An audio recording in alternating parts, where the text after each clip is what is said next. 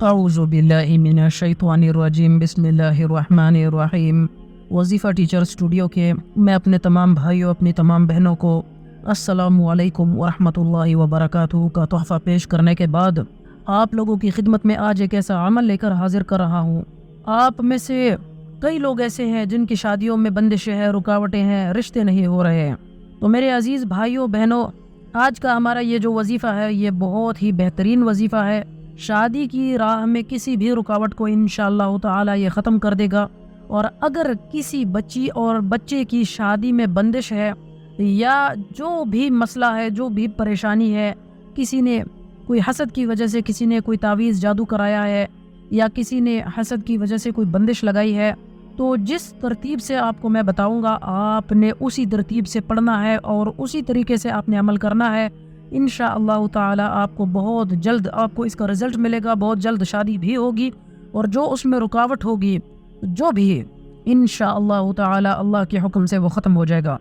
آپ کا کام پہلے ہو جائے گا، لیکن آپ نے اس وظیفے کو درمیان میں نہیں چھوڑنا، آپ نے اس کو مکمل کرنا ہے۔ جیسے میں آپ کو بیان کروں گا تو ساری زندگی آپ کی کوئی بھی مشکل ہو، آپ کی پریشانی ہو، اس قسم کی آپ کی اوپر پھر وہ نہیں آئے گی۔ اس وظیفے کو کرنے میں بہت زیادہ ٹائم نہیں لگے گا، مختصر سا وظیفہ ہے، بس تھوڑا سا ٹائم درکار ہے۔ اور اگر کوئی بھی شخص اپنے لیے ٹائم نہ نکال سکے اور تھوڑی سی محنت نہ کر سکے تو اس کی مرضی۔ ناظرین، اس وظیفے کی برکت اور طاقت اتنی زیادہ ہے کہ آپ سوچ بھی نہیں سکتے۔ بہت ساری میری مائیں بہنیں باہر جاتی ہے، پیروں فقیروں کے پاس دعائیں کرواتی ہے، پیسے بھی خرچ کرتی ہے۔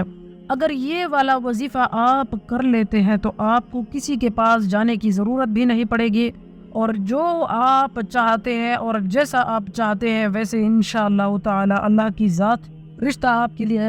رشتے کا بندوبست بنائے گا۔ اور یہ آیت الکرسی کا وظیفہ ویسے تو ہر قسم کی پریشانی کے لیے ہے، لیکن آج ہمارا جو مخصوص موضوع ہے وہ بچے اور بچیوں کی شادیوں میں رکاوٹ کا ہے۔ کچھ پر قدرتی طور پر دیر ہوتی ہے اور کچھ پر جو ہے ہمارے حسد کرنے والے عزیز و اقارب، دوست و احباب یا کوئی بھی ہے وہ بندش لگا دیتے ہیں، حالانکہ یہ انتہائی غلط ہے۔ بندش جو ہے ناظرین وہ کالے علم سے لگتی ہے، اور کالا علم کرنے والا اور کروانے والا دونوں جہنمی ہے، وہ اسلام سے خارج ہے۔ کیونکہ رشتوں میں رکاوٹ اور بندش ڈالنے کا مطلب یہ ہے کہ آپ کے لیے پریشانیاں کھڑی کرنا، آپ کا رشتہ نہ ہو۔ تو ناظرین، اگر رکاوٹ ہوگی یا بندش ہوگی یا تعویذ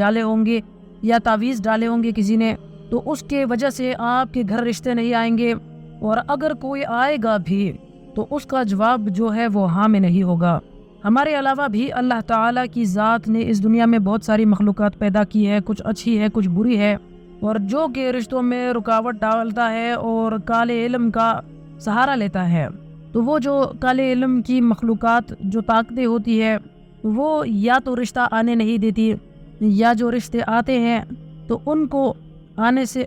ان کے جو آنے کے بعد ہے پھر بہت سارے نقص نظر آنا شروع ہو جاتے ہیں اور رشتے میں بندش ہوتی ہے۔ تو ناظرین، جب آپ یہ والا وظیفہ کریں گے انشاءاللہ تعالی آپ کے لیے رشتے بھی آئیں گے، اور ان کو آپ میں سے کوئی نقص بھی نظر نہیں آئے گا، اور خیر اور عافیت سے رشتے ہو جائیں گے، چاہے وہ بیٹیوں کے لیے ہو چاہے وہ بیٹوں کے لیے ہو۔ میرے بھائیوں میری بہنوں، آیت الکرسی والا یہ آج کا وظیفہ کوئی معمولی وظیفہ نہیں ہے۔ اس کو آپ نے پوری نیت اور پوری توجہ کے ساتھ آپ نے کرنا ہے، اور یہ بات آپ نے اپنے ذہن میں رکھنی ہے کہ ساری آسمانی کتابوں کی سردار کتاب جو ہے وہ قرآن مجید ہے، اور قرآن مجید میں جتنی بھی صورتیں ہیں سب کی سردار صورت جو ہے وہ صورت بقرہ ہے، اور یہ جو آیت الکرسی ہے یہ اسی صورت بقرہ کی آیات میں سے ہے، یہ 30ویں سپارے کے شروع میں ہے، اور سورہ بقرہ کی سردار آیات جو ہے یہ آیت الکرسی ہے۔ جب انشاءاللہ تعالی آپ اس عمل کو کریں گے تو آپ خود اس کے کمالات اور کرشمات دیکھیں گے۔ اس پوری آیت الکرسی میں اللہ تعالی نے صرف اپنی ہی ذات بیان کی ہے۔ آئیے میرے بھائیوں میری بہنوں، چلتے ہیں آج کے ہمارے وظیفے کی طرف۔ 5 وقت کی نماز پڑھنا بنیادی شرط ہے، یہ آپ نے لازمی پڑھنا ہے، کیونکہ اگر آپ نماز نہیں پڑھیں گے تو وظیفے کا کوئی فائدہ نہیں ہوگا۔ نماز اللہ سے ملاقات کا ذریعہ بھی ہے،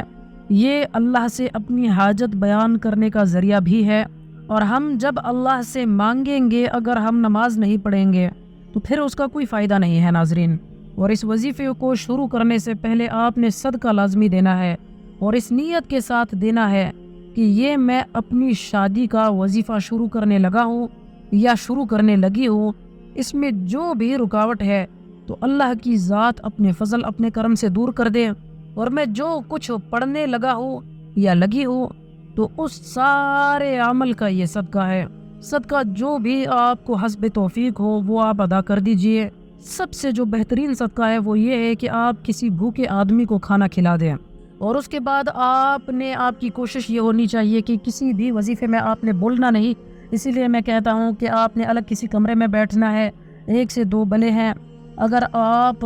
2 اکٹھے بیٹھ کر یہ وظیفہ کر سکے تو بہت بہتر ہے۔ جیسے ایک ماں اپنے بیٹے یا بیٹی کے لیے کرنا چاہتی ہے، تو اگر بیٹی یا بیٹا بھی یہ وظیفہ کرے اور والدین میں سے بھی کوئی وظیفہ کر لے یا بہن بھائیوں میں سے بھی کوئی وظیفہ کر لے تو اس کا رزلٹ اور اس کا اثر جو ہے وہ بہت تیزی کے ساتھ ہوگا۔ اس وظیفے کو شروع کرنے سے پہلے